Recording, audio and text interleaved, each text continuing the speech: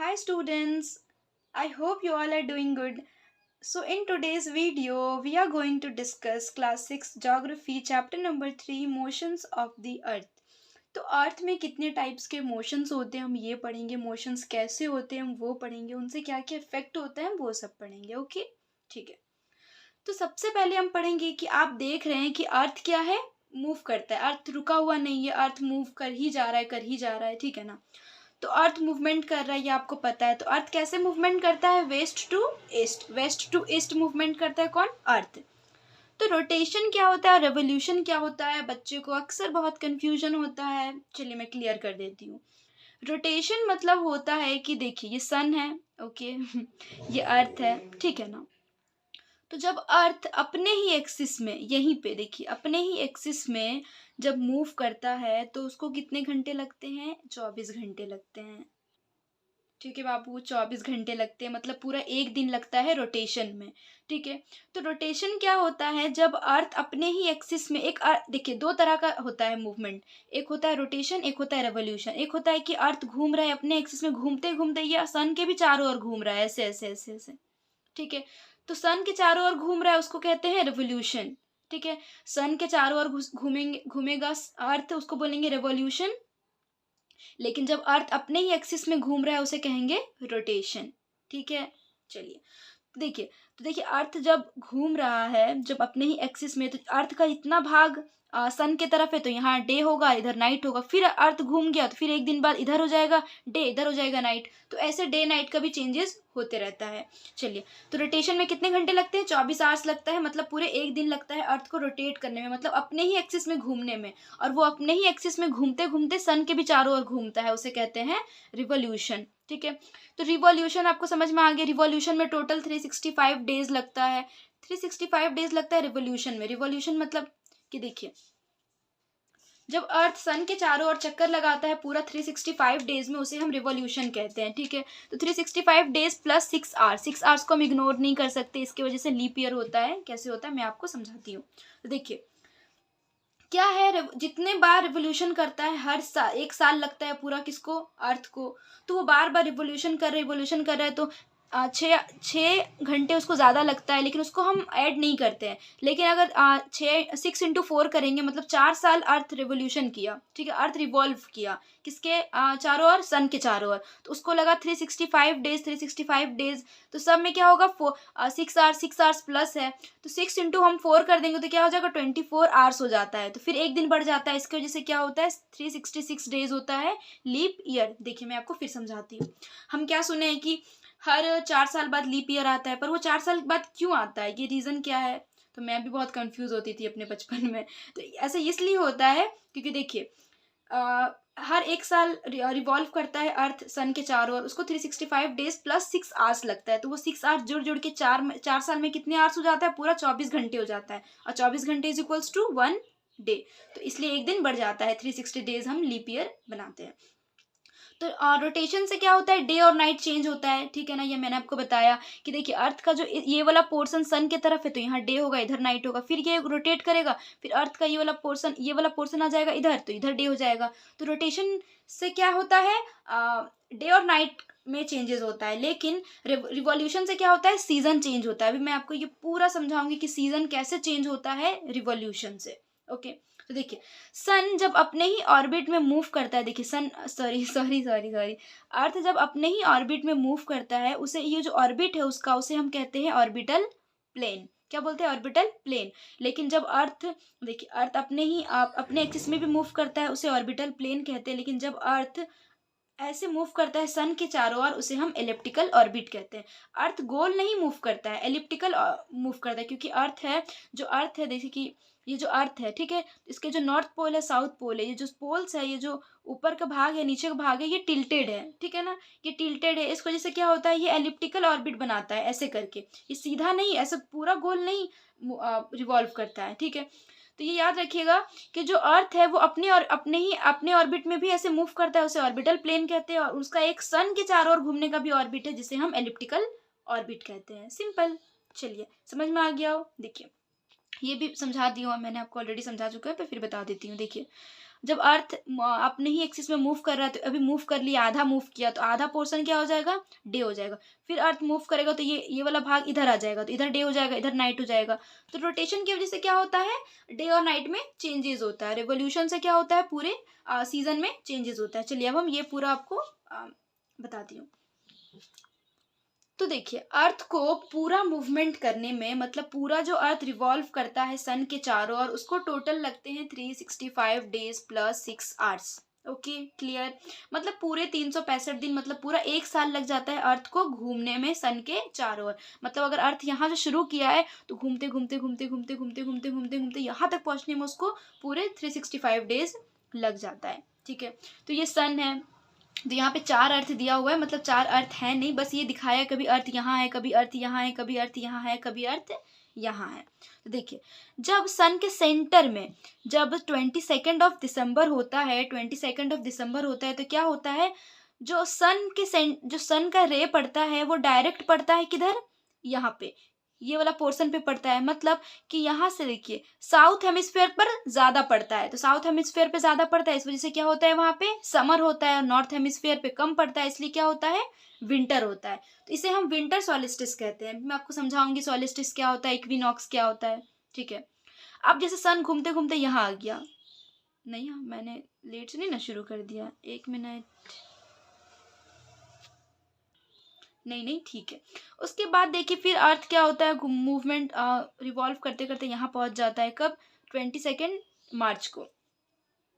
नहीं सॉरी, यहाँ शुरू नहीं करना, यहाँ शुरू करना है। देखिए, सबसे पहले क्या होता है, अर्थ है। ठीक है सॉरी, क्लियर हो गया। तो ये क्या है, देखिए अर्थ है। तो 21 मार्च को क्या होता है, जो सन का रे है वो डायरेक्ट पड़ता है, ये पूरा इस पूरा पे पड़ता है डायरेक्ट। ऐसा नहीं कि नॉर्थ हेमिस्फेयर पे ज्यादा पड़ रहा है, साउथ हेमिस्फेयर पे ज्यादा पड़ रहा है, सॉरी नॉर्थ पोल पे ज्यादा पड़ रहा है, साउथ पोल पे ज्यादा पड़ रहा है। इक्वल जो रे है, सन का जो रे है वो दोनों पोल में इक्वली जाता है। तो उसे हम क्या कहते हैं, उस टाइम क्या होता है, 21 मार्च को ये होता है पूरे अर्थ में, 21 मार्च को ये होता है कि दोनों ही पोल में इक्वल होता है, क्या, सन रे होता है। ठीक है, तो उसे हम इक्विनॉक्स कहते हैं, इसलिए वहां क्या होता है, स्प्रिंग सीजन होता है। ओके, उसके बाद क्या होता है, सन रिवॉल्व करते करते पहुंच जाता है 21 जून को। उसमें क्या होता है, जो सन का रे है वो नॉर्थ हेमिस्फेयर पे ज्यादा पड़ता है। तो नॉर्थ हेमिस्फेयर पे हम हैं, देखिए इंडिया कहाँ पे है, नॉर्थ हेमिस्फेयर पे। अब हर चैप्टर को लिंक करके पढ़िए, ये आसानी होगा आपको समझने में। देखिए, नॉर्थ हेमिस्फेयर पे सन का रे ज्यादा पड़ेगा, नॉर्थ हेमिस्फेयर पे हम होते हैं, तो 22 जून को इंडिया में भी क्या होता है, गर्मी का सीजन होता है। इसीलिए क्या कहते हैं, इसे समर सोलिस्टिस कहते हैं, कि सन का जो रे है वो नॉर्थ हेमिस्फेयर पे ज्यादा पड़ रहा है, इस वजह से क्या हो रहा है, समर हो रहा है कहाँ पे, नॉर्थ हेमिस्फेयर पे, तो उसे हम कहेंगे समर सोलिस्टिस कहेंगे। तो नॉर्थ हेमिस्फेयर पे उस वक्त समर होगा, साउथ पे देखिए इधर कम पड़ रहा है यहाँ पे, तो यहाँ पे हो जाएगा विंटर सीजन। ओके, अब देखिए, फिर जो अर्थ है वो रिवॉल्व करते करते पहुंच जाएगा यहाँ, कब, 23 सितंबर को। तो 23 सितंबर को भी यही है, मतलब कि जब सन मतलब जब अर्थ सन के सेंटर में होगा, तो नॉर्थ पोल और साउथ पोल में जब इक्वल पड़ेगा क्या, सन का रे, तब क्या होगा, ना ज्यादा किसी पोल में ज्यादा, ना ज्यादा गर्मी होगा ना ज्यादा ठंडा होगा, इक्वल होगा। तो उसमें क्या हो जाएगा, ऑटम सीजन होगा। मतलब नॉर्थ पोल में भी और साउथ पोल में भी क्या होगा, ऑटम सीजन। इसीलिए इसे क्या कहते हैं, इक्विनॉक्स कहते हैं। मतलब नॉर्थ पोल में साउथ पोल में इक्वली सन का रे पहुंच जा रहा है। उसके बाद पहुंचते पहुंचते आ जाएगा यहाँ। ठीक है, अर्थ यहाँ पे आ गया, अर्थ लास्ट में पहुंच गया अर्थ, क्योंकि दिसंबर आ गया, पूरे साल का खत्म होने वाला है। तो लास्ट में जब फिर सन के सेंटर में आ जा रहा है, तो सन का रे ज्यादा कहाँ पड़ रहा है, साउथ पोल में पड़ रहा है, साउथ हेमिस्फीयर में पड़ रहा है। इस वजह से क्या हो रहा है, फिर साउथ हेमिस्फीयर में समर हो जा रहा है, क्योंकि देखिए जिधर ज्यादा गर्मी पड़ेगा उधर गर्मी होगा, जिधर नहीं पड़ेगा, देखिए इधर कम पड़ रहा है तो इधर हो जाएगा, इधर विंटर हो जाएगा। इस वजह से क्या कहते हैं, विंटर सोलिस्टिस कहते हैं। तो फंडा यही है कुल मिलाकर, कि नॉर्थ हेमिस्फेयर को लेके बात हुआ है, कि नॉर्थ हेमिस्फेयर में अगर गर्मी रहेगा तो समर सोलिस्टिक बोलेंगे, और नॉर्थ हेमिस्फेयर पे अगर विंटर होगा तो विंटर सोलिस्टिस कहेंगे। ये डे आता है 22 दिसंबर को।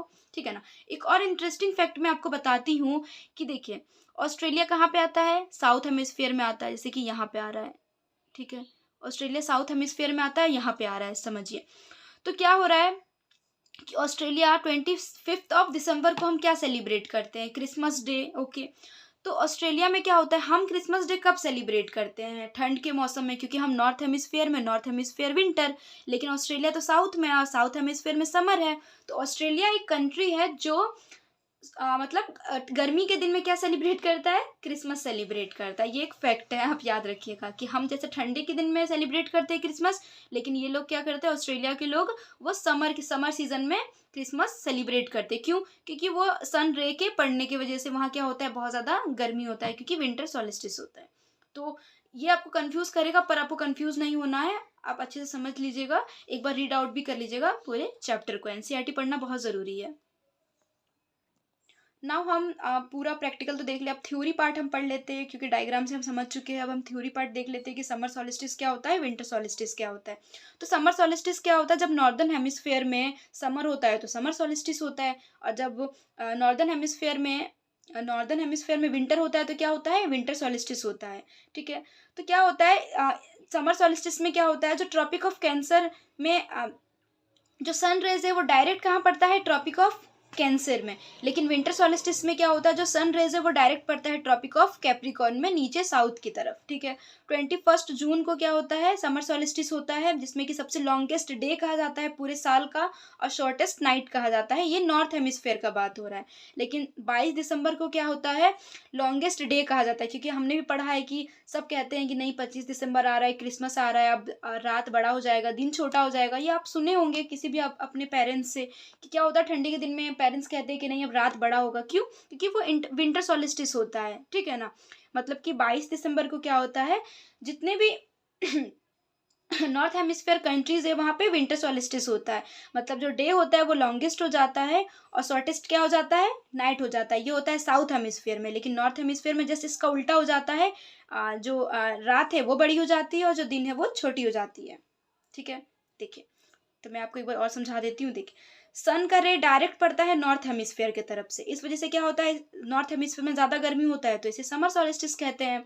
सन का रे डायरेक्ट पड़ता है साउथ पोल में। ठीक है, इस वजह से क्या होता है, इस साउथ नॉर्थ हेमिस्फेयर में क्या हो जाता है, ठंडी का मौसम हो जाता है, इसलिए हम उन्हें उसे विंटर सॉलिस्टिस कहते हैं। ठीक है, अब पढ़ेंगे इक्विनॉक्स। इक्विनॉक्स तो हम पढ़ चुके हैं, मतलब ऐसा ऐसा टाइम आ जाता है जैसे कि 21 मार्च और 23 सितंबर, पूरे साल में 2 दिन ऐसा होता है जब नॉर्थ पोल और साउथ पोल में इक्वल सन का रे पहुंचता है, सन रेज जो होता है वो इक्वली पहुंचता है।